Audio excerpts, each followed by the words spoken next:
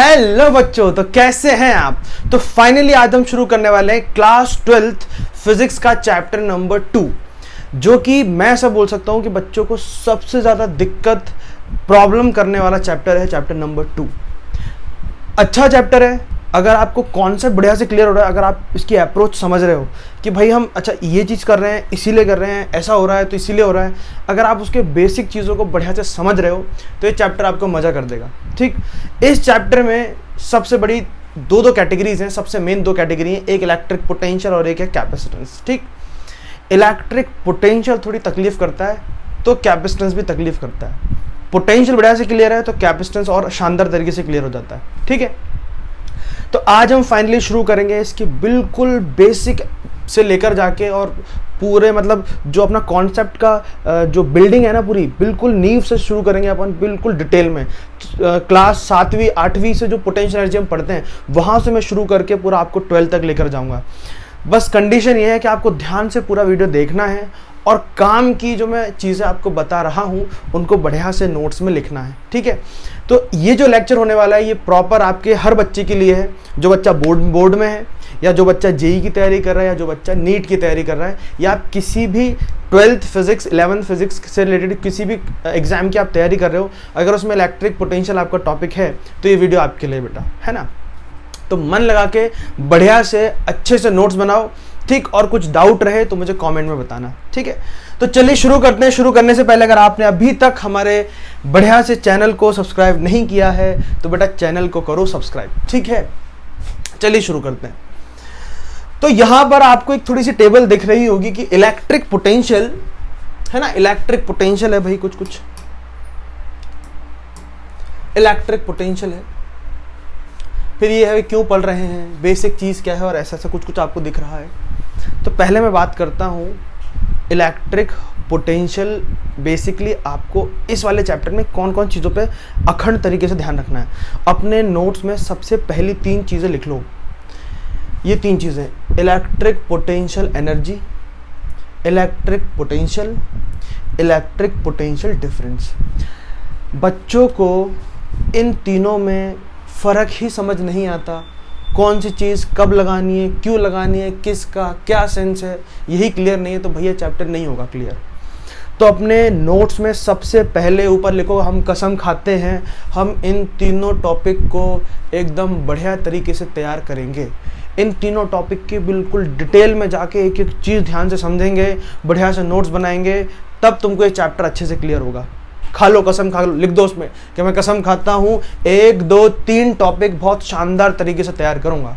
ठीक है, कौन कौन से, electric potential energy, electric potential और इलेक्ट्रिक पोटेंशियल डिफरेंस। ठीक, चलिए मैं इनके ऊपर जाने से पहले थोड़ी सी हम चर्चा कर लेते हैं कि भाई इलेक्ट्रिक पोटेंशियल होता क्या है। चलो इलेक्ट्रिक पोटेंशियल से भी पहले अपन चर्चा करते हैं सिर्फ पोटेंशियल क्या होता है, और पोटेंशियल से भी पहले चलो अपन चर्चा करते हैं पोटेंशियल एनर्जी क्या होती है। क्लास 7वीं 8वीं 9वीं में आपने पढ़ा था एनर्जी, 2 तरीके की एनर्जी पढ़ी, 3 तरीके की एनर्जी पढ़ी, kinetic energy, potential energy, mechanical energy, ये एनर्जी वो एनर्जी। तो ये भी वही एनर्जी है बेटा, पोटेंशियल एनर्जी जो तुमने 8वीं क्लास में पढ़ी थी ना, 9वीं क्लास में पढ़ी थी, जिसका फॉर्मूला था mgh, ग्रेविटेशनल पोटेंशियल एनर्जी। ये भी वही एनर्जी है, बस वहाँ पे हमने उसका सेंस जो था वो ध्यान से नहीं समझा, और वहाँ जो टीचर्स ने आपको पढ़ाया तो वहाँ पर क्योंकि जो बुक्स के अंदर चीज़ें लिखी होती हैं बस वही चीज़ें आपको बता दी, जो मेन मुद्दा था वो आपको नहीं बताया। ठीक है, तो हम बिल्कुल बेसिक से, एकदम अखंड बेसिक से शुरू करेंगे और ध्यान से सारी चीज़ें पढ़ेंगे। तो पहले अपन समझते हैं कि भाई हम पढ़ेंगे ही क्यों, हमको पोटेंशियल एनर्जी पढ़ना ही क्यों है, और इलेक्ट्रिक पोटेंशियल क्यों पढ़ना है बेसिकली। चलो पहले ध्यान समझना कि हमें पढ़ना क्यों है, फिर मैं समझाऊंगा कि भाई क्या क्या चीज़ें हैं ये। देखो होता ये है कि अगर हम बात करें इलेक्ट्रिसिटी की बात करें कि भाई इलेक्ट्रिसिटी बन रही है चार्ज के फ्लो होने से, है ना, चार्ज कर रहे हैं फ्लो तो इलेक्ट्रिसिटी बन रही है।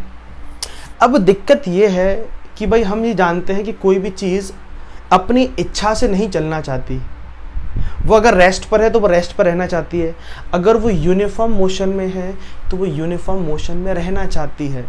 कोई भी ऑब्जेक्ट एक्सेलरेटेड मोशन नहीं करना चाहता।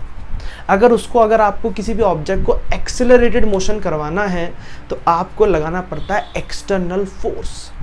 अरे भैया न्यूटन का पहला नियम इनर्शिया, याद है कि नहीं? अगर ऑब्जेक्ट रेस्ट पर है तो वो कहाँ रहना चाहता है बेटे? रेस्ट पर रहना चाहता है। अगर वो मोशन में है तो कहाँ रहना चाहता है? वो यूनिफॉर्म मोशन में रहना चाहता है।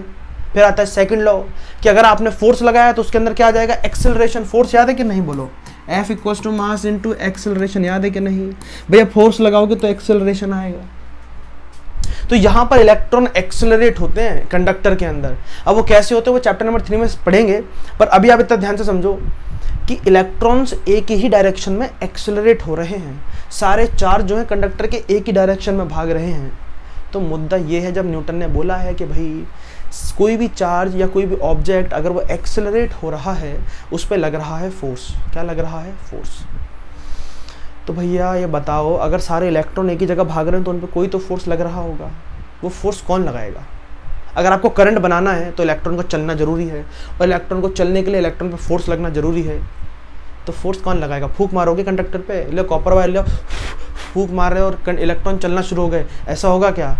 नहीं होगा। इलेक्ट्रॉन तुमको दिखता है क्या? नहीं दिखता है ना। तुमको इलेक्ट्रॉन दिखता है ना उसको देख सकते हैं, तो उसको मूव कैसे कराओगे? तो उस इलेक्ट्रॉन को मूव कराने के लिए ध्यान से समझना जो मैं समझा रहा हूँ। चार्ज हमने पढ़ लिया चैप्टर नंबर 1 में, अब उस चार्ज को हम करवाना चाहते हैं मूव, मोशन में लेके आना चाहते हैं। तो उसको मोशन में लेके आने के लिए हमको ज़रूरत पड़ती है इलेक्ट्रिक पोटेंशियल डिफरेंस की। मुद्दा समझ में आया कि अगर मुझे चार्ज को मूव करवाना है कंडक्टर के अंदर तो मुझे ज़रूरत पड़ती है इलेक्ट्रिकल पोटेंशियल डिफरेंस की।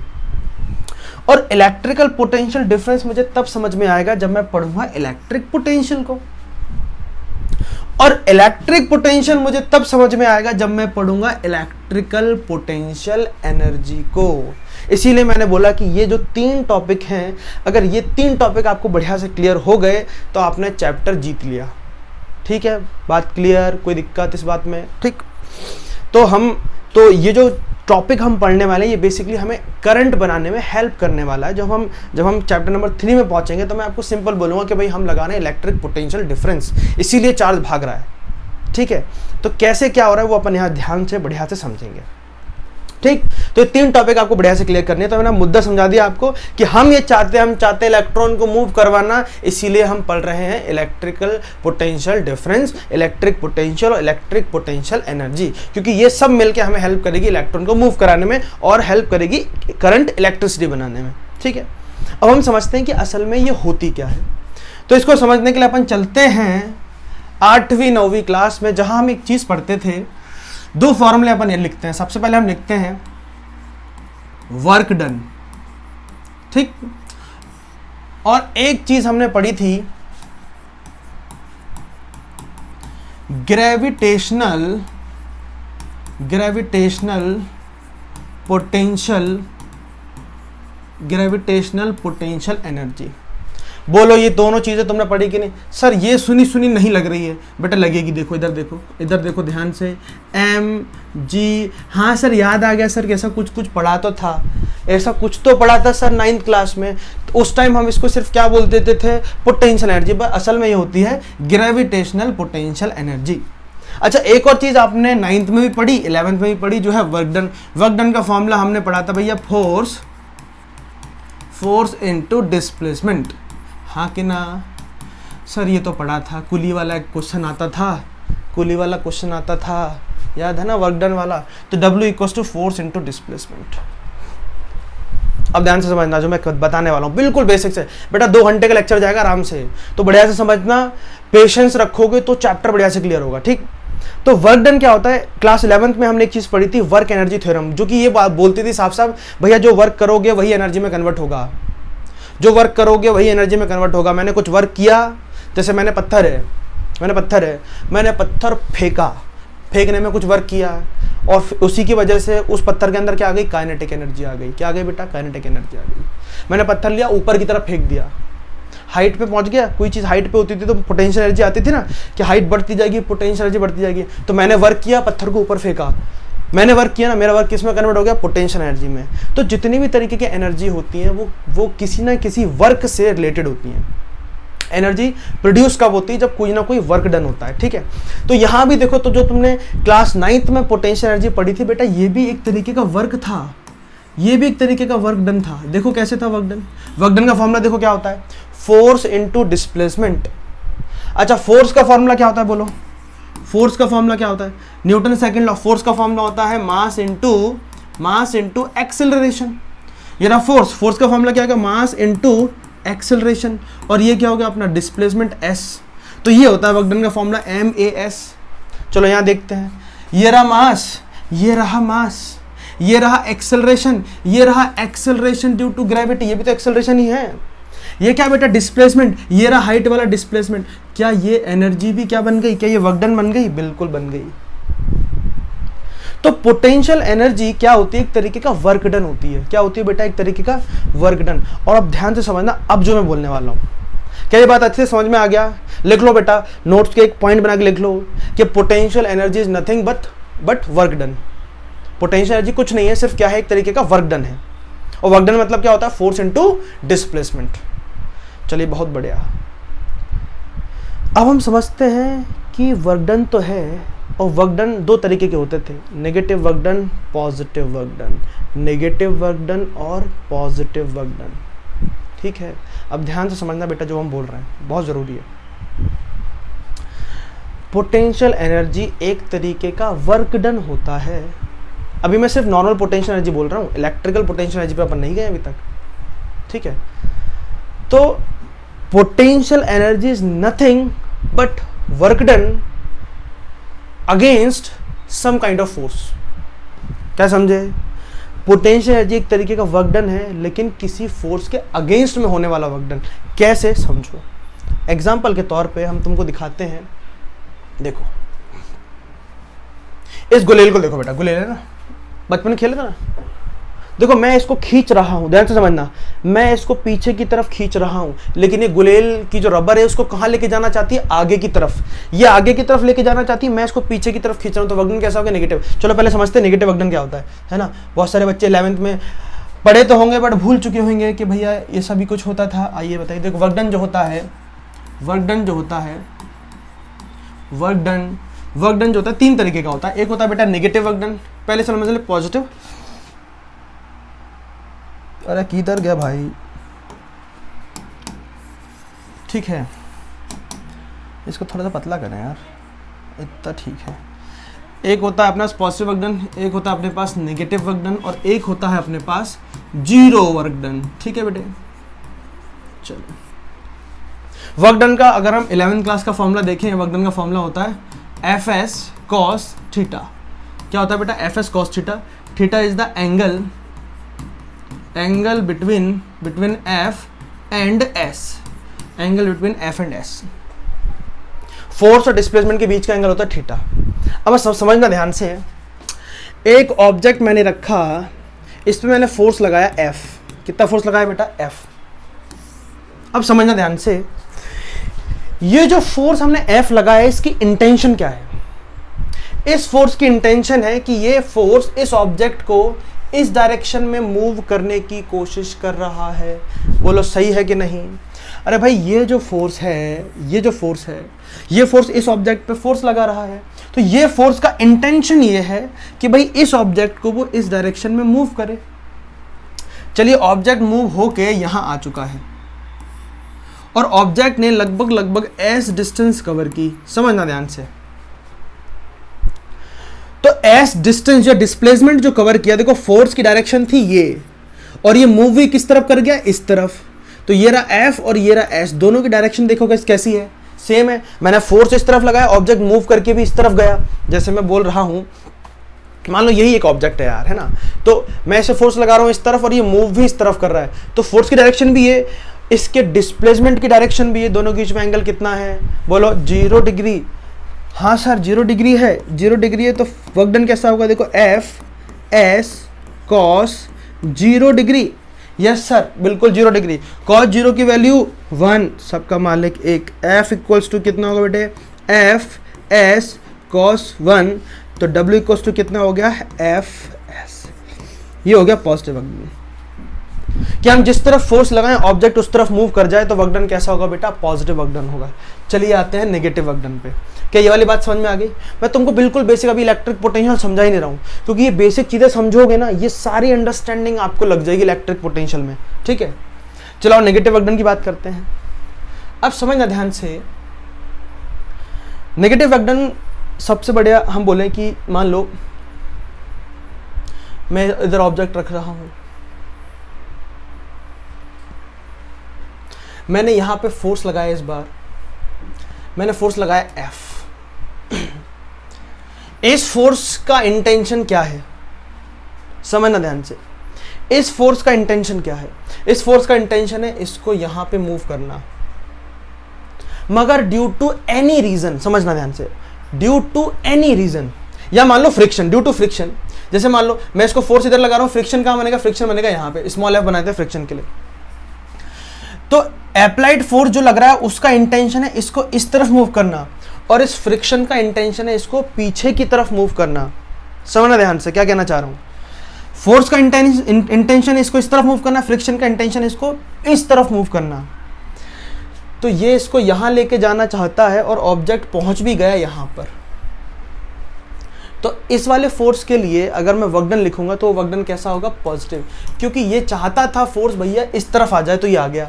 मगर इस फ्रिक्शन के लिए सोचो, फ्रिक्शन के लिए सोचो, फ्रिक्शन उसको पीछे की तरफ लेके आना चाहता था, लेकिन ऑब्जेक्ट चला कहां गया? आगे की तरफ चला गया।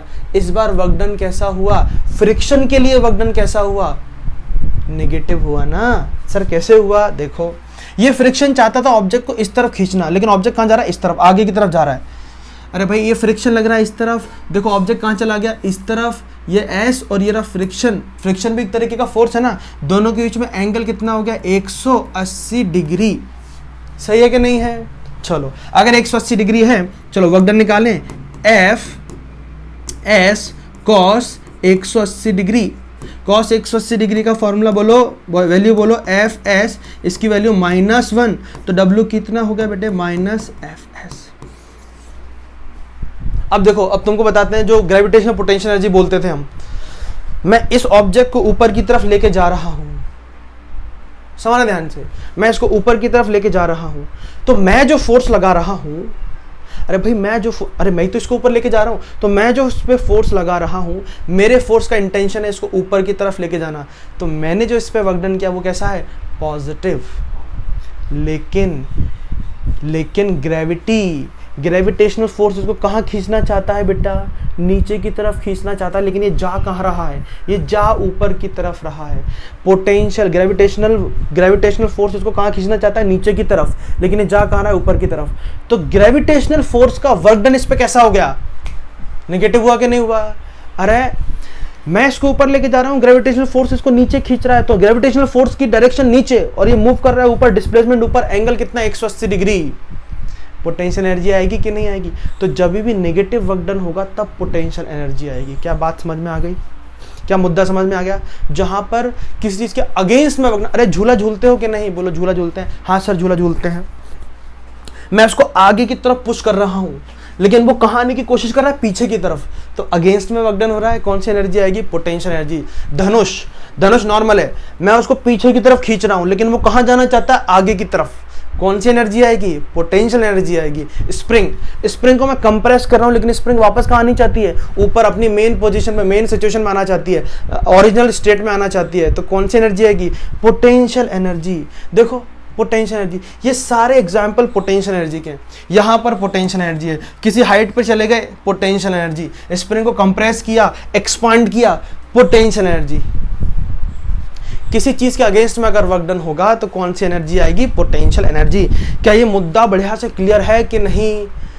अगर बहुत बढ़िया से क्लियर है तो अब आने वाली बात सुनो, आगे की बात सुनो, यहां से आपको इलेक्ट्रिक पोटेंशियल का सेंस समझना जो है वो शुरू हो जाएगा। तो भैया इलेक्ट्रिक पोटेंशियल क्या है? इलेक्ट्रिक पोटेंशियल एनर्जी क्या है? ठीक है, चलो इससे भी पहले मैं छोटा सा और एक चीज बता देता हूं। हमने पढ़ा कि भैया ये Q चार्ज है, इस Q चार्ज का इस पॉइंट पर इलेक्ट्रिक फील्ड अगर हम निकालें r डिस्टेंस पर तो होगा E equals to KQ upon R square. और ये इलेक्ट्रिक फील्ड क्या लगाता है? फोर्स लगाता है। क्या लगाता है? फोर्स लगाता है। समझना मुद्दे की बात। अब अगर मैं किसी चार्ज को, समझना मैंने कोई चार्ज यहां पे रखा, ये Q1 है, Q2 है, मैं इस Q चार्ज को इस तरफ मूव करना चाहता हूं, समझना ध्यान से। मैं इस क्यू चार्ज को इस तरफ मूव करना चाहता हूं, तो मैं चाहता हूं इसको इस तरफ मूव करना, और ये जो चार्ज है मूव भी इस तरफ कर रहा है, तो मेरे फोर्स का इस पे वर्क डन कैसा हो गया? पॉजिटिव। समझे कि नहीं? कैसा वर्क डन हो गया बेटा? पॉजिटिव वर्क डन हो गया। बहुत बढ़िया। मगर दोनों पॉजिटिव चार्ज है, ये भी पॉजिटिव, ये भी पॉजिटिव। ये इस पे फोर्स लगा रहा है किस तरफ? इस तरफ। ये फोर्स है एफ ई, और जो मैंने फोर्स लगाया ये हो गया एफ अप्लाइड जो मैंने लगाया, एफ अप्लाइड इस तरफ, और ये जो फोर्स लगा रहा है एफ ई इस तरफ। तो देखो, और ये चार्ज थोड़ी देर बाद पहुंच गया यहां पर Q2, तो इसका डिस्प्लेसमेंट किस तरफ हुआ? इस तरफ। तो अप्लाइड फोर्स इसको इस तरफ मूव करना चाहता था, ये मूव भी इस तरफ किया, तो इसके लिए वर्क डन कैसा हो गया बेटा? पॉजिटिव। लेकिन इस वाले फोर्स का सोचो बेचारा, ये इसको कहां मूव करना चाहता था? इस तरफ, लेकिन ये मूव कहां कर गया? इस तरफ। दोनों के बीच में एंगल कितना? 180। वर्क डन कैसा हो गया बेटा? नेगेटिव। और यही नेगेटिव वर्क डन स्टोर होता है इलेक्ट्रिक पोटेंशियल एनर्जी में। सर आ गया समझ में? इलेक्ट्रिक फील्ड के अगेंस्ट में अगर वर्क डन होगा, ग्रेविटी के अगेंस्ट में वर्क डन होगा तो gravitational potential energy. Restoring force, अगर स्प्रिंग के रीस्टोरिंग फोर्स के अगेंस्ट में वर्क डन होगा तो स्प्रिंग पोटेंशियल एनर्जी। अगर इलेक्ट्रिक फील्ड के अगेंस्ट में वर्क डन होगा तो इलेक्ट्रिक पोटेंशियल एनर्जी। सर आ गया समझ में? एक नंबर। बोलो बढ़िया है कि नहीं? मुद्दा समझ में आ गया? इलेक्ट्रिक पोटेंशियल एनर्जी किसको बोलोगे? Work done against electric field. इससे सिंपल आपको डेफिनेशन बेटा कहीं नहीं मिलेगी इसकी। बोलो अच्छे से। मुद्दा एकदम बढ़िया से क्लियर है? क्लियर है?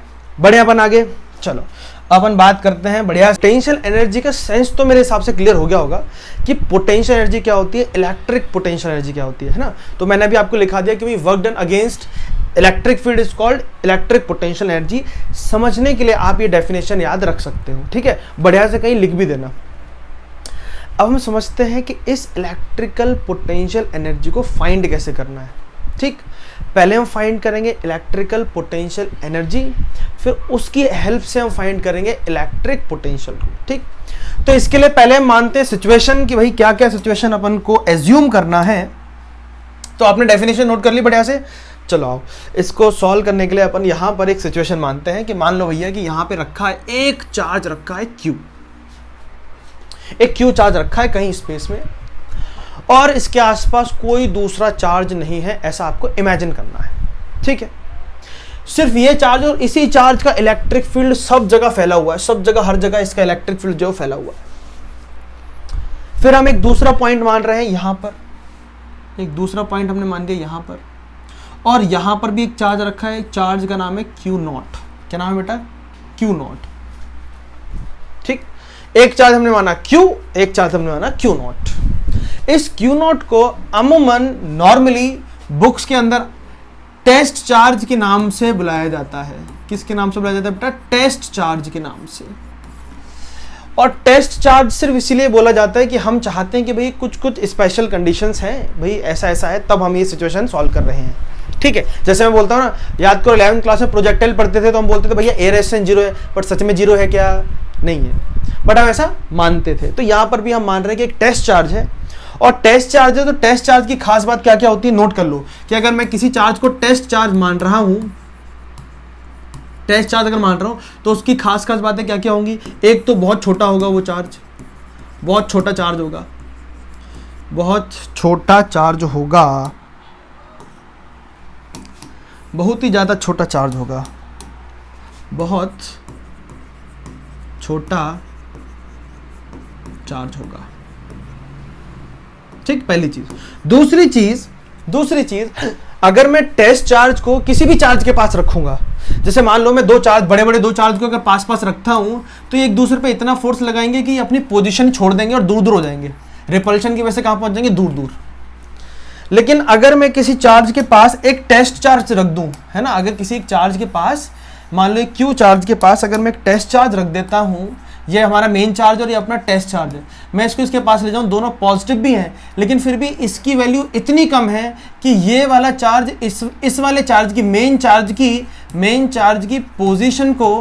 पोजीशन को चेंज नहीं कर सकता। इतना छोटा चार्ज है ये, टेस्ट चार्ज हम इसीलिए बोलते हैं ताकि जो सिस्टम है उसका कॉन्फ़िगरेशन, उसकी बनावट, जो पोजीशन है चार्जेस की वो चेंज ना हो। तो जब मैं इस क्यू चार्ज को इसके पास लेकर आऊंगा, मान लो यहां मैं क्यू नॉट रखूंगा, तो क्यू नॉट के पास लाने से इसकी पोजीशन चेंज नहीं होगी, ये यही रहेगा। इसके ऊपर ये जो चार्ज है इसके ऊपर इतना फोर्स लगा ही नहीं पा रहा है कि भाई इसकी पोजीशन चेंज कर दे। तो टेस्ट चार्ज मतलब एक बहुत छोटा चार्ज जिसकी वैल्यू बहुत कम हो। बस टेस्ट चार्ज हमने इसलिए माना गया कि भाई इसको जब मूव करेंगे इसके आसपास तो ये किसी भी दूसरे चार्ज की पोजीशन चेंज नहीं कर पाएगा, इतना छोटा चार्ज है। ठीक है, तो दो बातें जो साइड में नोट कर लो, एक तो बहुत छोटा चार्ज, दूसरा ये जो चार्ज है किसी दूसरे पॉजिटिव चार्ज की पोजीशन या नेगेटिव चार्ज की पोजीशन को चेंज नहीं कर सकता, ना तो अट्रैक्शन से और ना ही रिपल्शन से। ठीक है, तो ये टेस्ट चार्ज का कॉन्सेप्ट है।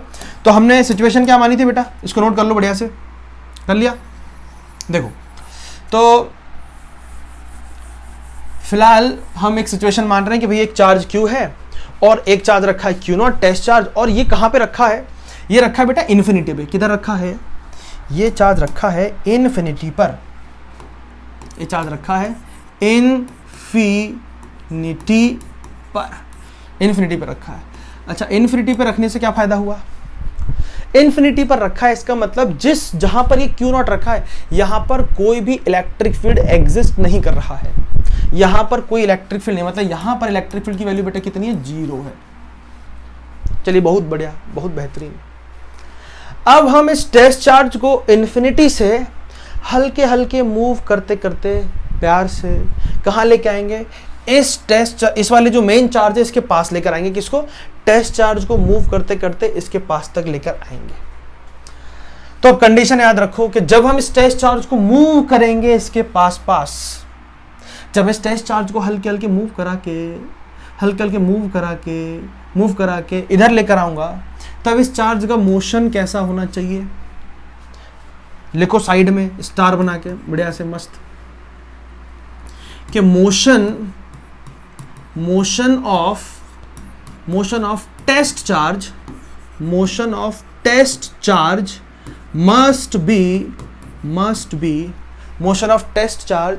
must be uniform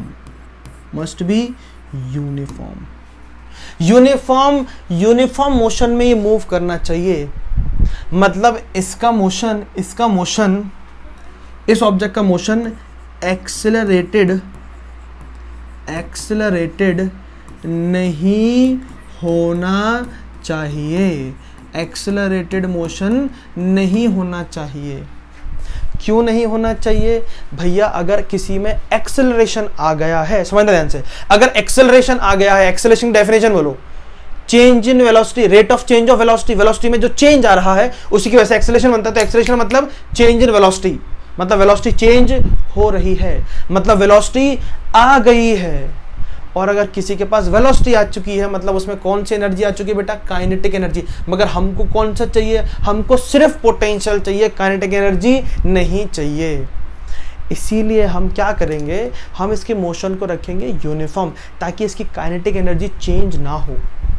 हमें सिर्फ किसकी वैल्यू चाहिए, पोटेंशियल एनर्जी की। तो हमारी पोटेंशियल एनर्जी की वैल्यू हमको मिले तो हम इसका मोशन कैसे रखेंगे बेटा, यूनिफॉर्म। तो लिख लो साइड में कि जब हम इसको ब्रिंग करेंगे, इसके पास लेकर आएंगे, क्यू नॉट चार्ज को इसके पास लेकर आएंगे, तो मोशन हम कैसे रखेंगे बेटा, यूनिफॉर्म। नोट कर लिया, ये पॉइंट नोट कर लिया, ठीक बेटा। बहुत धीरे धीरे समझ रहे हैं हम सारी चीजें, पर बढ़िया से एक एक चीज ध्यान से समझते जाओ और नोट करते जाओ, ठीक। चलिए अब बारी आती है मूव करने की। देखो इसके सब तरफ इलेक्ट्रिक फील्ड होगा, आसपास सब जगह इलेक्ट्रिक फील्ड होगा। अब मैं इसको मूव कर रहा हूं तो मैं एक पाथ बना देता हूं। अरे यार ये क्या हो गया भाई, चलो यहां पर मैं एक पाथ बना देता हूं।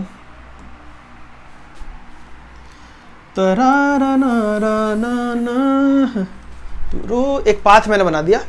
और ये पाथ थोड़ा सा यार, जो हमारे पास ऑप्शन है यार, ये जब बात ये हो गया अपना पाथ। तो यहाँ से हम पाथ लेते हुए अरे इसे कैसे चलेगा भाई, किधर गया शेप, हाँ ये बेटा पाथ है ना। हम इस पाथ पे इसको स्ट्रेट मूव करके लेकर आ रहे हैं। अच्छा जरूरी है स्ट्रेट लेकर आना, क्या स्ट्रेट लेकर आना जरूरी है? बेटा एक एक चीज नोट करते जाना, जो मैं बोल रहा हूँ। स्ट्रेट लेकर आना जरूरी है? नहीं जरूरी है, तो लिख लो कहीं पे, इसको स्ट्रेट मूव करना जरूरी है। हम जिस रास्ते से चाहे लेकर आ सकते हैं। मैं इस क्यू नॉट को ऐसे ऐसे ऐसे घुमा के भी यहाँ लेके आ सकता हूँ, मैं इसको पहले उधर लेके जाऊंगा फिर वापस इधर लेके आ सकता हूँ, हमारी जो मर्जी करे कर सकते हैं। कारण वर्क डन, मैं यहां से इसको यहां लेकर आऊंगा, मान लो मैं इस पॉइंट पे इसको लेकर आया है ना, मान लो हम इस पॉइंट पर, मान लो मैं इस पॉइंट पर इसको लेके आना चाहता हूं, इस पॉइंट पर, और ये जो डिस्टेंस है ये डिस्टेंस है r, इस पॉइंट पे लेके आना चाहता हूं, यहां से इन्फिनिटी से मैं इस पॉइंट पे लेके आना चाहता हूं, तो मैं जहां से चाहूं वहां से लेके आ सकता हूं। मैं इसको इधर से मूव करके भी लेके आ सकता हूं, मैं इधर से जैसे चाहूं, क्योंकि ये जो वर्क डन हो रहा है वो इलेक्ट्रिक फील्ड के अगेंस्ट हो रहा है, और इलेक्ट्रिक फील्ड का जो फोर्स होता है वो होता है कंजर्वेटिव इन नेचर। और 11th class conservative forces, non conservative forces, तो यहाँ साइड में ये भी नोट कर लो, बहुत जरूरी है कि इलेक्ट्रिक फील्ड कैसा होता है। इलेक्ट्रिक फील्ड जो होता है is a conservative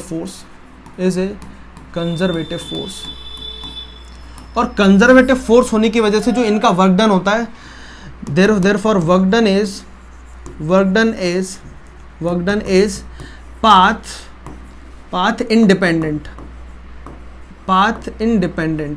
work done जो है बेटा कैसा है, पाथ इंडिपेंडेंट है, वो पाथ पे डिपेंड नहीं करता, वो डिपेंड करता है इनिशियल और फाइनल पोजीशन पे, है ना। It depends on initial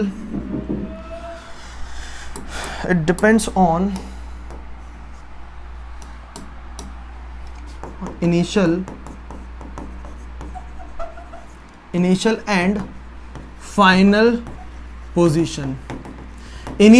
position of the object। तो जो अपना चार्ज है इनिशियल पोजीशन ये है, फाइनल पोजीशन ये, अब कहीं से भी लेकर आओ हर जगह से वर्क डन कैसा होगा, सेम होगा, क्योंकि वर्क डन क्या है, पाथ इंडिपेंडेंट है। क्यों पाथ इंडिपेंडेंट है? क्योंकि जिस फोर्स के अगेंस्ट में ये वर्क डन हो रहा है, वो फोर्स कैसा है नेचर में बेटा, कंजर्वेटिव फोर्स है। तो इलेक्ट्रिक फोर्स जो होता है, इलेक्ट्रिक फील्ड का जो फोर्स होता है वो कैसा होता है, कंजर्वेटिव। ये दोनों पॉइंट्स भी नोट कर लो। टॉपिक लेंदी है, बट अगर एक बार आप सारी चीजों ने अपने दिमाग में भर ली ना, देखो आप इस चैप्टर में 1% डाउट नहीं रहेगा आपको। ठीक है, चलो बेटा बढ़े आगे इधर से। ठीक है, तो ये रहा अपना ऑब्जेक्ट, तो यहां से इसको भी निपटा दें फटाफट। चलिए, बहुत बढ़िया, एक नंबर। तो हम इसको लेकर आ रहे हैं आराम से। कौन से मोशन में लेकर आने बेटा, यूनिफॉर्म मोशन में प्यार से लेकर आ रहे हैं। यहां पर मैंने कोई पॉइंट माना, यहां पर मैं कोई पॉइंट मान रहा हूं, पॉइंट ए, और ये जो पॉइंट ए है, इस पॉइंट ए की इस क्यू से जो डिस्टेंस है वो डिस्टेंस है बेटा x। कितनी डिस्टेंस है, x डिस्टेंस है। बहुत बढ़िया। मैं एक और पॉइंट इस वाले इसके ऊपर मान रहा हूं, एक पॉइंट और मैं यहां पे मान रहा हूं, इस पॉइंट को मैंने नाम दिया है b, और a से बीच की डिस्टेंस है dx। कितनी डिस्टेंस है, dx है very small distance, very small distance. ठीक है, वेरी स्मॉल डिस्टेंस। ठीक, चलिए, तो यहां से मान लेते हैं कि Q चार्ज को हम लेकर आ रहे हैं हल्के A पॉइंट पे आया, B पॉइंट पे आया, फिर ये फाइनली आ गया इस P पॉइंट पर फाइनली आ गया। समझो जब ये चार्ज में हल्के मूव करके ला चुका होऊंगा, मान लो जी Q not charge A point पर आ गया। ध्यान से समझना, अब यहां से डेरिवेशन शुरू हो रहा है। ये Q नॉट चार्ज घूमते घूमते A पॉइंट पर आ गया हल्के। मुझे बताओ इस समय पर Q नॉट टेस्ट चार्ज और Q चार्ज के बीच में फोर्स कितना होगा। तो लिखेंगे when Q not is placed at point A, then force between किस के बीच में, then force between Q and Q naught is F equals to कितना होगा बेटा, कूलम्ब्स लॉ कितना होगा, K Q not upon distance कितना बेटा, देखो क्यू नॉट क्यू के बीच में डिस्टेंस है एक्स स्क्वायर, इक्वेशन नंबर 1। कोई परेशानी है तो बताओ, कोई दिक्कत? इतना बात बढ़िया से क्लियर हो गया, डेरिवेशन अपना क्लियर हो चुका है। तो डेरिवेशन से पहले आपको डेफिनेशन लिखना था, उसके बाद हमने सिचुएशन मान ली कि भाई ये क्यू चार्ज है और ये क्यू नॉट है, इन्फिनिटी पे रखा है, इसको हम यहाँ लेके आ रहे हैं यूनिफॉर्म मोशन के साथ, और किसी टाइम पर ये ए पॉइंट पे पहुंचा था, फोर्स कितना फील कर रहा होगा, इतना। चलिए बहुत बेहतरीन, बढ़ते हैं आगे। तो मुझे निकालना है वर्क डन। पहले हम स्मॉल वर्क डन निकालेंगे, 11वीं क्लास में हम ये चीज़ सीख चुके हैं, हमें टोटल वर्क डन ही तो निकालना है, वही तो पोटेंशियल एनर्जी होगी, बात कर ली हमने। तो वर्क डन निकालेंगे हम। वर्क डन निकालने के लिए हम 11वीं क्लास में समझते हैं कि पहले स्मॉल के लिए वर्क डन निकालो, फिर उसका क्या कर दो बेटा, इंटीग्रेशन कर दो। तो हम ए से बी के लिए वर्क डन निकालते हैं। Therefore now work done in moving Q naught from A to B, from A to B, A से B तक मूव करने पे कितना वर्क डन होगा? भैया देखो डिस्टेंस छोटा है तो वर्क डन भी छोटा होगा, है ना। तो लेकिन स्मॉल वर्क डन लिख दो, चलो हटाओ। Now small work done moving A to B, तो स्मॉल वर्क डन को डिनोट करें बेटा DW से। वर्क डन का फॉर्मूला बोलो। वर्क डन का फॉर्मूला होता है फोर्स इनटू डिस्प्लेसमेंट, या फिर एफ एस कॉस थीटा। क्या होता है? एफ एस कॉस थीटा, ठीक है। कितना होता है बेटा? एस कितना है यहां पर? एस कितना है? ए से बी तक लाने में एस डिस्प्लेसमेंट कितना है? dx, तो लिख दिया एफ dx। अब समझना ध्यान से, ये Q, इसके ऊपर ये जो फोर्स लगा रहा है वो फोर्स की डायरेक्शन क्या है? ये डायरेक्शन है F की। लेकिन ये मूव कहाँ कर रहा है? ये मूव कर रहा है बेटा A से B, दोनों के बीच में एंगल कितना है? 180 डिग्री। तो हम यहाँ लिख रहे हैं FS cos 180 डिग्री। कोई दिक्कत? A से B लाने में जो वर्क डन होगा वो इतना होगा। अरे भाई देखो, ये जो फोर्स है, इलेक्ट्रिक फोर्स कहाँ लग रहा है? इस तरफ, लेकिन ये चार्ज मूव कहाँ जा रहा है? मूव कर रहा है इस तरफ, ए से बी की तरफ। तो एंगल कितना है? 180 degree.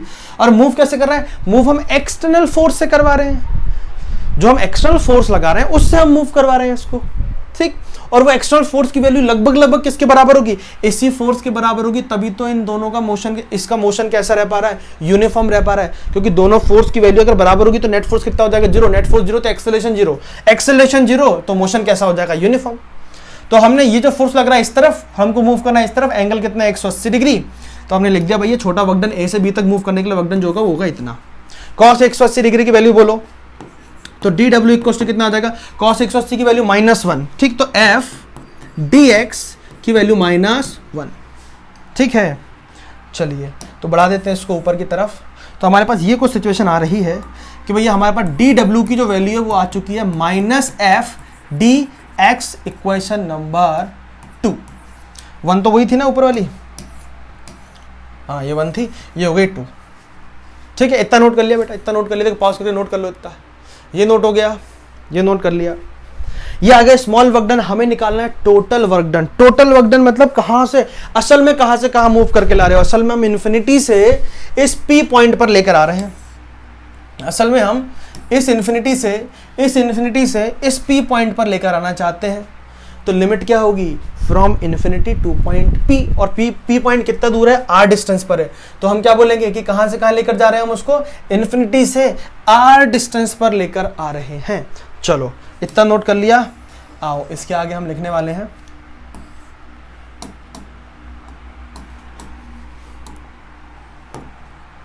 Now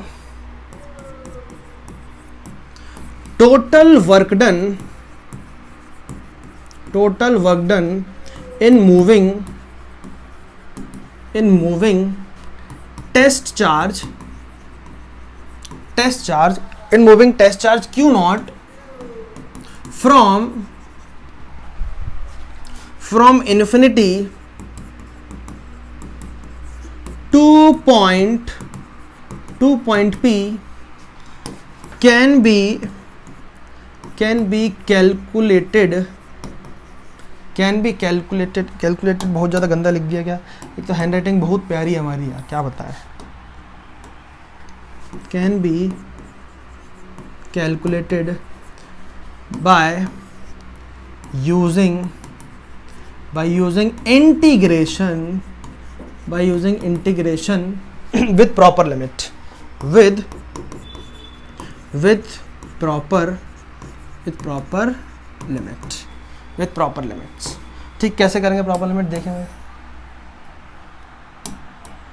with proper limits चलिए, तो हम इंटीग्रेशन कर रहे हैं dw, यहाँ इंटीग्रेशन कर रहे हैं माइनस एफ डी एक्स का, कहाँ से कहाँ करेंगे बेटा, इन्फिनिटी से r डिस्टेंस तक। p पॉइंट कितना दूर है, 4 से r डिस्टेंस पे, तो इन्फिनिटी से कहाँ ले आए अपन, r डिस्टेंस पे। बहुत बढ़िया। अब यहाँ आपको करना है वैल्यू पुट।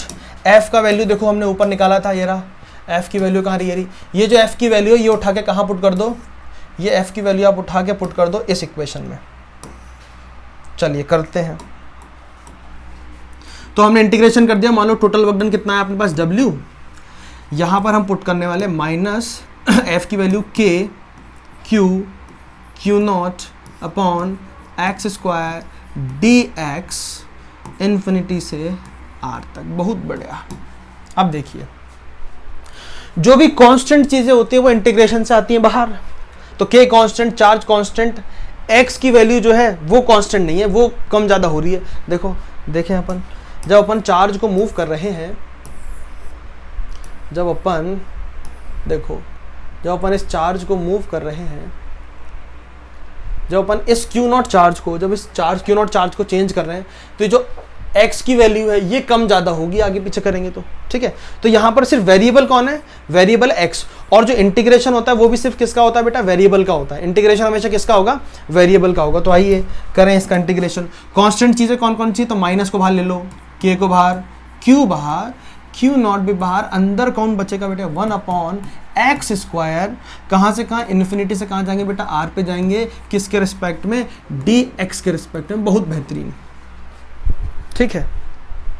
चलिए नेक्स्ट स्टेप में क्या करेंगे, देखो एक्स स्क्वायर नीचे, इसको ऊपर की तरफ लेके जाओ तो x की पावर कितना हो जाएगा, -2। तो बाकी सब as it is, minus k q naught as it is, integration infinity से r as it is, x square को ऊपर की तरफ लेके गए तो कितना हो जाएगा, x की पावर -2 dx। बहुत बढ़िया, बहुत बेहतरीन। अब प्रॉब्लम ये है कि सारा इंटीग्रेशन नहीं आता, तो इंटीग्रेशन के लिए अगर ये ऐसा कुछ इंटीग्रेशन बनता है तो कैसे करेंगे, रूल याद कर लो, x की पावर n है और dx, इसका अगर आपको इंटीग्रेशन करना है तो कैसे करोगे, पहले लिखोगे आप x की पावर कितनी है, n, तो यहाँ लिखेंगे n, उसमें करेंगे 1 प्लस, डिवाइड बाय, ऊपर क्या आ गया n+1, नीचे भी लिख दो n+1, खत्म, सॉल्व, आंसर। यहाँ भी ऐसे ही करेंगे, देखो कैसे करते हैं। नेक्स्ट स्टेप में आ गए, यहाँ पे आ जाते हैं। तो माइनस के क्यू नॉट, ठीक, minus k q not, integration कहाँ से कहाँ करना है अपन को, इंटीग्रेशन कर रहे हैं तो अब साइन हट जाएगा, जैसे इंटीग्रेशन होगा इंटीग्रेशन का साइन हट जाएगा, ये इंटीग्रेशन का साइन है, इंटीग्रेशन साइन हट गया, ये आ गया ब्रैकेट के अंदर x की पावर -2, जो भी पावर होगी n उसमें कितना प्लस करना है, +1, तो यहाँ -2 है तो इसमें करेंगे +2, और जो भी ऊपर लिखा है n+1 ये नीचे भी आ जाएगा, तो आ जाएगा -2 + 1, ये हो गया आपका इंटीग्रेशन, और लिमिट क्या आ जाएगी बेटा, इन्फिनिटी से r। चलो आगे बढ़े, ठीक है। तो minus k q naught as it is. अब यहाँ हम देखें, -2 में +1 करोगे, -2 + 1 x की पावर -1 होगा, x की पावर -1 डिवाइड, देखो नीचे -2 + 1, तो नीचे भी क्या बचेगा, -1। बहुत बढ़िया। लिमिट क्या अपने पास, इन्फिनिटी से r, ठीक है। अब देखो ये -1 है, 1 को तो कुछ लिख नहीं सकते, माइनस आ जाएगा ऊपर, माइनस ऊपर आ जाएगा, इस माइनस को बाहर भी ले लो, कोई दिक्कत की बात नहीं है, ले सकते हैं बाहर, कॉमन ले लिया मैंने, माइनस को बाहर ले लिया, तो ये कॉमन अगर मैं बाहर ले लूँगा तो ये आ जाएगा। चलो एक बार करके बता देते हैं वरना फिर तुमको दिक्कत होगी। इसको हम लिख सकते हैं माइनस के, बहुत सारे बच्चे बायो के हैं जिनका मैथ बहुत ज़्यादा अच्छा है तो थोड़ा दिक्कत आती है उनको, तो हम लिख सकते हैं इसको, देखो ऐसे लिख सकते हैं, इन्फिनिटी अपॉन r। ये जो नीचे बनता है ना, 1 को चाहे लिखो चाहे मतलब कोई फर्क नहीं पड़ता, तो ऊपर ले गए माइनस, तो जो माइनस नीचे था वो ऊपर भी चला जाता है, तो आ गया ऊपर। अरे ऐसा लिखा हो ना, ये मत बोलना कि सर गलत पढ़ा रहे हो यार आप, a upon b minus b, इसको हम लिख सकते हैं a upon b minus a upon b भी लिख सकते हैं, कोई दिक्कत की बात नहीं, ठीक। तो माइनस ऊपर लेकर इस माइनस को हमने कॉमन कर दिया बाहर, तो ये वाला माइनस और ये वाला माइनस मिलके क्या हो जाएगा, प्लस, ठीक है, बहुत बढ़िया। चलो ये वाला माइनस वाला मिलकर हो गया प्लस, तो जगह के क्यू क्यू नॉट, तो अंदर बचा अपने पास सिर्फ x की पावर -1 लिमिट इन्फिनिटी से r। अब देखो x की पावर -1 है, तो यहाँ साइड में देखना, यहाँ देखो पहले साइड में कि अगर मानो जैसे लिखा हुआ है 1 x की पावर -1 लिखा है, तो मैं इसको ऐसे लिख सकता हूँ ना 1/x, नीचे करके लेके जा सकता हूँ, तो एक से -1 है, इसको मैं नीचे की तरफ लेकर आऊँगा, तो जाएगा k क्यू नॉट, तो हम किसको लिखते हैं 1/x, कहाँ से कहाँ, इन्फिनिटी से r। इस x की पावर -1 को मैंने लिख दिया 1/x। अब हम पुट करेंगे लिमिट, लिमिट कैसे पुट करते हैं, upper limit minus lower limit, upper limit minus lower limit,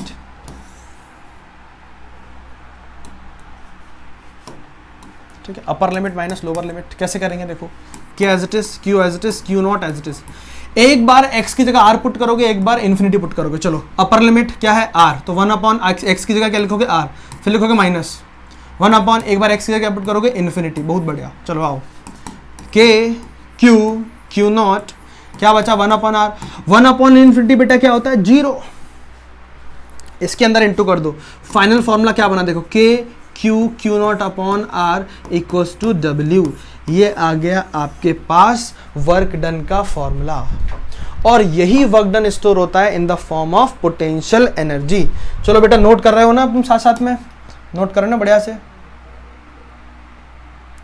ठीक है, नोट कर लो, सारी चीज़ नोट कर लो बढ़िया से। अरे नोट नहीं चाहिए मेरे को, हटाओ यार, क्या करना था मुँह, हाँ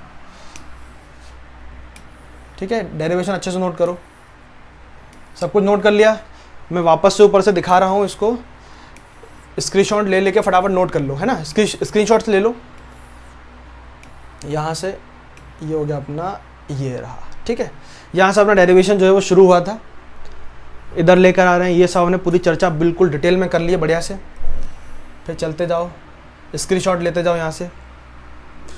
बेटा ईमानदारी से नोट्स अगर नहीं बनाओगे ना तो फिर काम नहीं होगा, इतनी मेहनत करने का कोई सेंस नहीं है अगर तुम नोट्स नहीं बनाओगे। ये तुमको इंटीग्रेशन सिखाया हुआ, ठीक है, कंफ्यूज मत होना यहाँ पे, ये तुमको इंटीग्रेशन सिखाया था, ये अलग है। चलो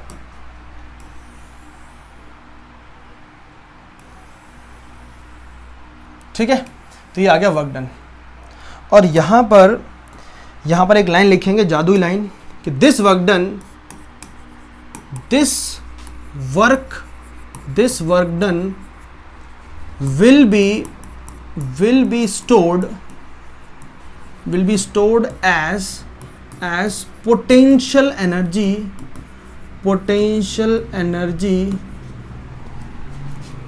of the system of two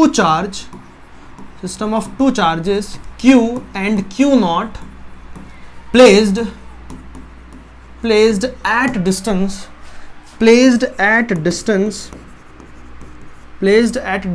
r।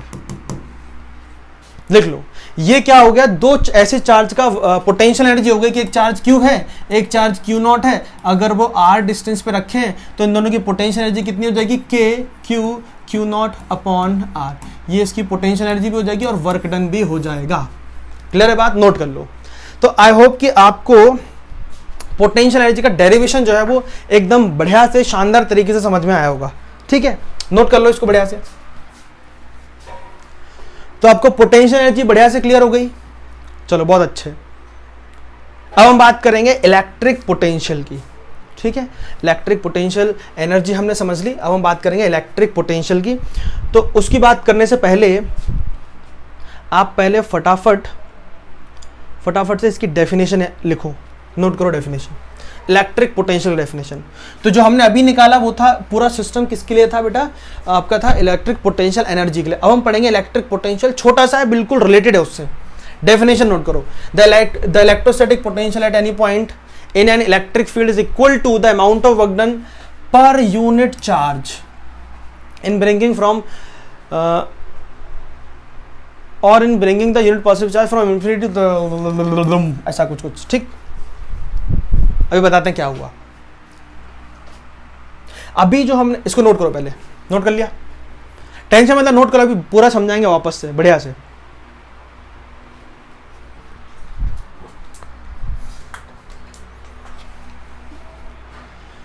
अगर मैं इसी वाले लेक्चर में न्यूमेरिकल भी कराऊं तो ये लेक्चर आपका मतलब 1.5 से 2 घंटे का जाएगा। तो मैं ऐसा सोच रहा हूं कि पहले आपको इन फर्स्ट लेक्चर के अंदर आपको पूरा डेरिवेशन समझा देता हूं, और इसका सेकंड पार्ट जो आएगा उसके अंदर इसके पूरे भर भर के न्यूमेरिकल समझा दूंगा, ठीक है, बढ़िया से। ऐसा कर लेंगे तो क्या रहेगा कि आपको डेरिवेशन का अलग से बढ़िया सेक्शन बन जाएगा और न्यूमेरिकल का भी बन जाएगा। चलो, अब सिचुएशन ये है कि अभी हमने थोड़ी देर पहले देखा क्यू चार्ज है और एक क्यू नॉट चार्ज को लेकर आ रहे हैं। कहाँ से लेकर आए थे बेटा? इन्फिनिटी से। किसी पॉइंट पर, ये पॉइंट कितना था? आर डिस्टेंस पे था। तो उसको यहाँ पर लाने में जो वर्क डन हुआ था, यहाँ पे मैंने रख दिया क्यू नॉट। कहाँ से लेके आए थे बेटा? इन्फिनिटी से। तो जो वर्क डन हुआ था वो कितना वर्क डन हुआ था? वर्क डन अपना हुआ था के क्यू नॉट अपॉन आर। अब मुद्दा समझना जो मैं कहना चाह रहा हूँ। कौन से चार्ज को तुम लेकर आए? क्यू नॉट चार्ज को लेकर आए। क्यू नॉट चार्ज को लेकर आए, ध्यान से समझना, क्यू नॉट चार्ज को आप लेकर आए हो, ठीक है। अब समझो यहाँ पे कि भैया किसी पॉइंट पर कि क्यू चार्ज है, उस क्यू चार्ज के पास किसी पॉइंट पर एक क्यू नॉट चार्ज को लाने में जो वर्क डन हो रहा है, क्यू नॉट चार्ज को आर डिस्टेंस पर लाने में जो वर्क डन हो रहा है वो हो रहा है कितना? के क्यू नॉट अपॉन आर। इतने हो रहा है ना। क्यू नॉट को इन्फिनिटी से यहाँ लाने में वर्क डन हो रहा है इतना। तो मैं ऐसा लिख सकता हूँ कि भैया क्यू नॉट चार्ज को लाने में जो वर्क डन हुआ वो हुआ कितना? के क्यू नॉट अपॉन आर। अब मैं इधर समझाता हूँ, मुझे बताओ 10 चॉकलेट्स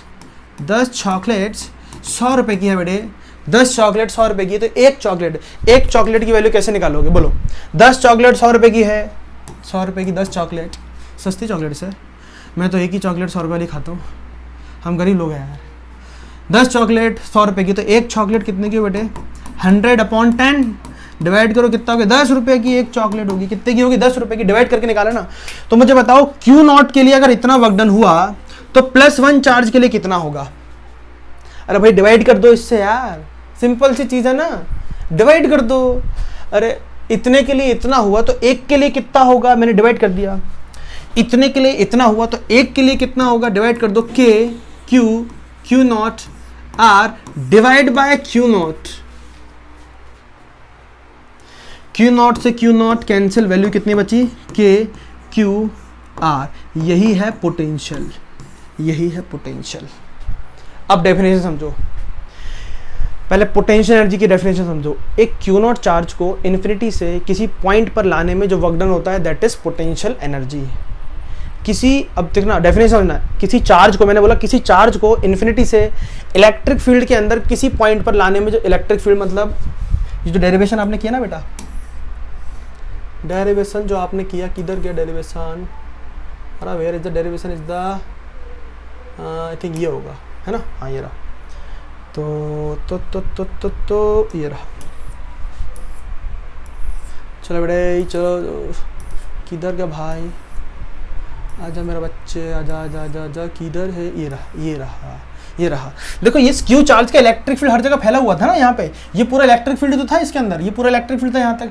ये जरूर इन्फिनिटी पे था जहाँ पे इलेक्ट्रिक फील्ड 0 माना था, लेकिन इसके आगे सब जगह इलेक्ट्रिक फील्ड था ना। ये तो पूरा इलेक्ट्रिक फील्ड था, ये तो पूरा इलेक्ट्रिक फील्ड था, यहाँ से पूरा का पूरा इलेक्ट्रिक फील्ड था।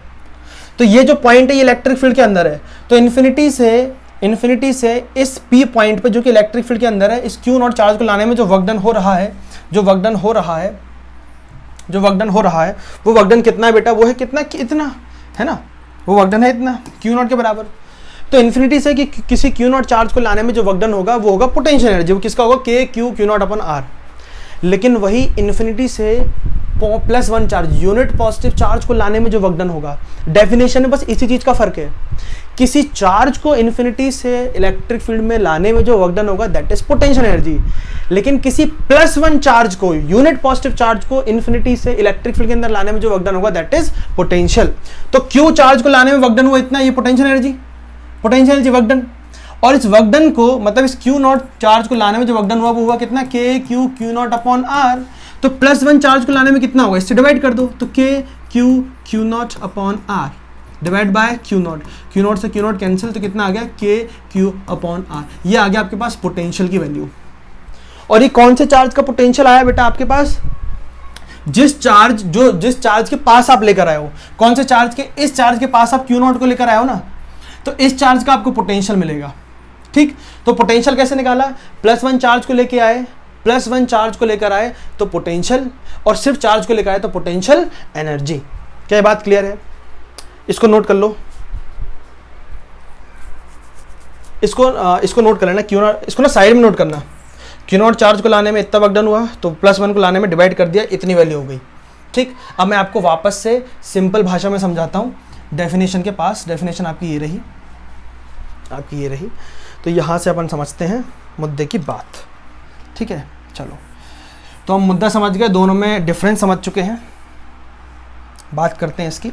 तो सिंपल सी बात यह है, अगर कोई चार्ज Q रखा और आपको निकालना है इसका पोटेंशियल R डिस्टेंस पर, एक Q चार्ज रखा है, इस Q चार्ज का आप इस वाले पॉइंट पर क्या लिखना चाहते हो, पोटेंशियल लिखना चाहते हो, तो कैसे लिखोगे, पोटेंशियल को डिनोट करेंगे V से। किससे डिनोट करेंगे बेटा, V से डिनोट करेंगे। ठीक, potential is denoted by V। कैसे लिखोगे, K, किस चार्ज का पोटेंशियल निकालना है, Q चार्ज को तो लिख दिया Q, कितना डिस्टेंस पर, R डिस्टेंस तो लिख दिया R, तो ये आ गया आपके पास पोटेंशियल।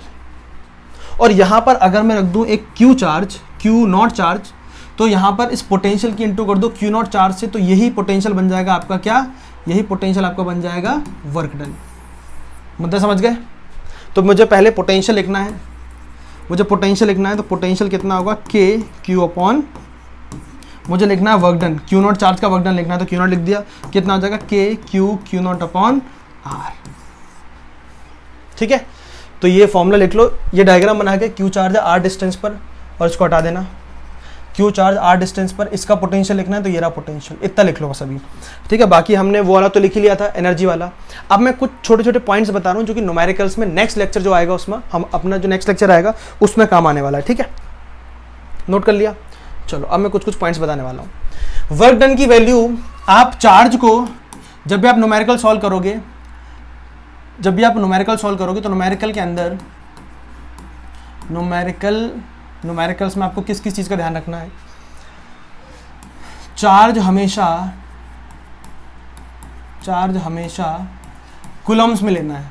किस में लेना है, कूलम्स में। फर्स्ट चैप्टर में हमने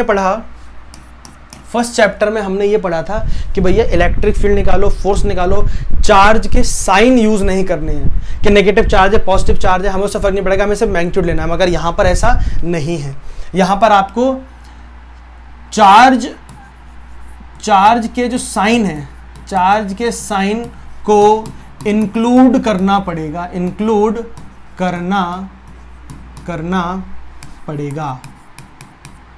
ये फर्क है, चार्ज को जो है वो इंक्लूड करना पड़ेगा आपको। ठीक है, दूसरा, अगर आप सब कुछ ऐसा यूनिट में रखोगे तो वर्क की जो ऐसा यूनिट आएगी ना, वर्क का आंसर हमेशा जूल में आएगा, हमेशा जूल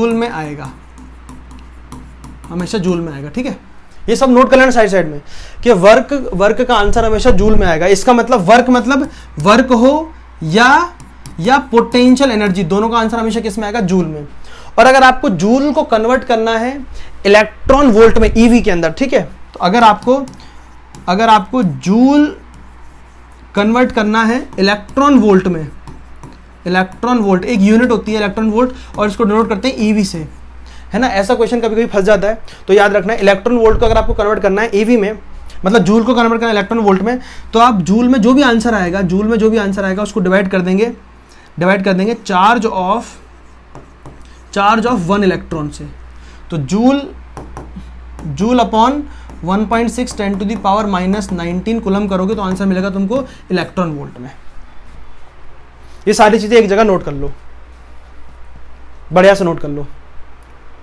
ठीक है, कर लिया।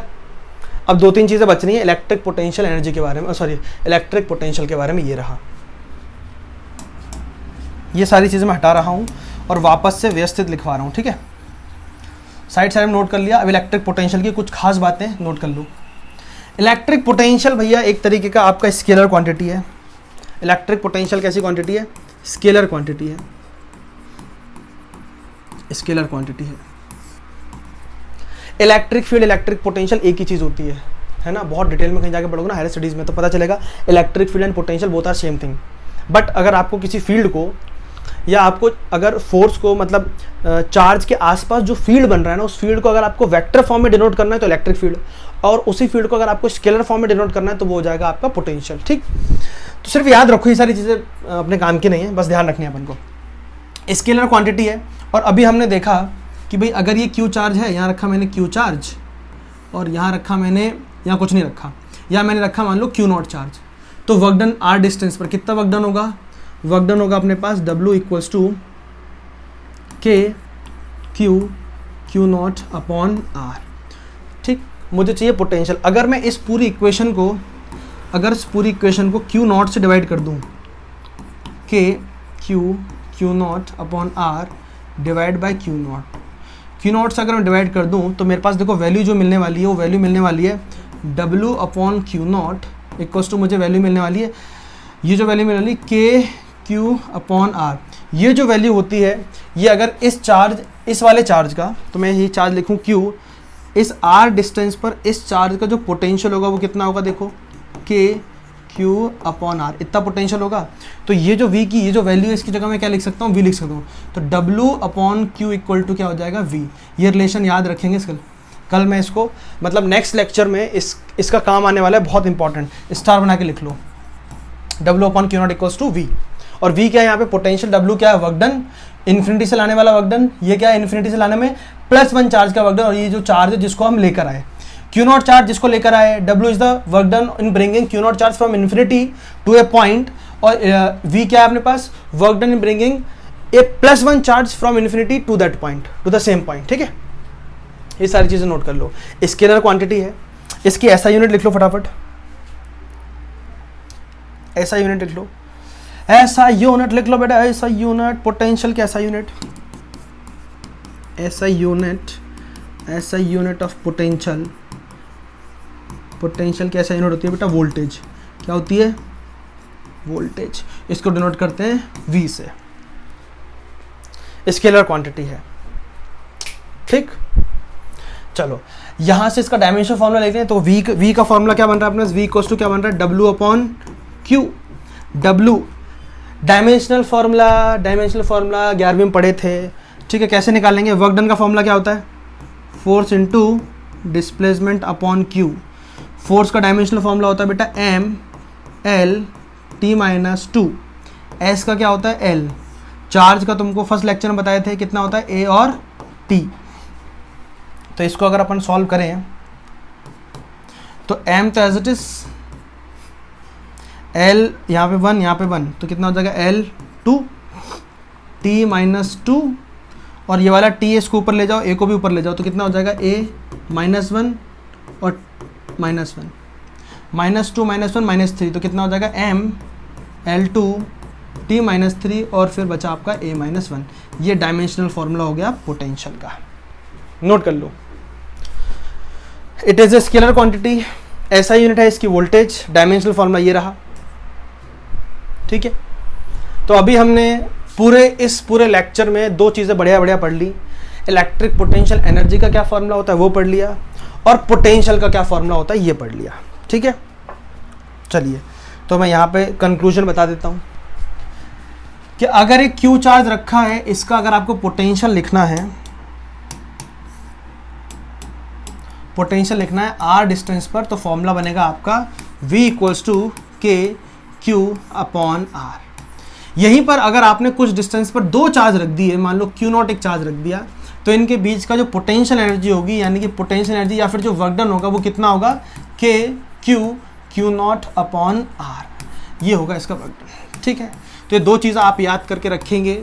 नेक्स्ट लेक्चर में आपसे मिलेंगे तो वहाँ हम सॉल्व करेंगे बेटा न्यूमेरिकल्स। ठीक है, अगर लेक्चर आपको बढ़िया से समझ में आया हो तो चैनल को सब्सक्राइब करना मत भूलना। और आज के लेक्चर में बेटा इतना ही। ठीक है, जल्द मिलेंगे नेक्स्ट लेक्चर में।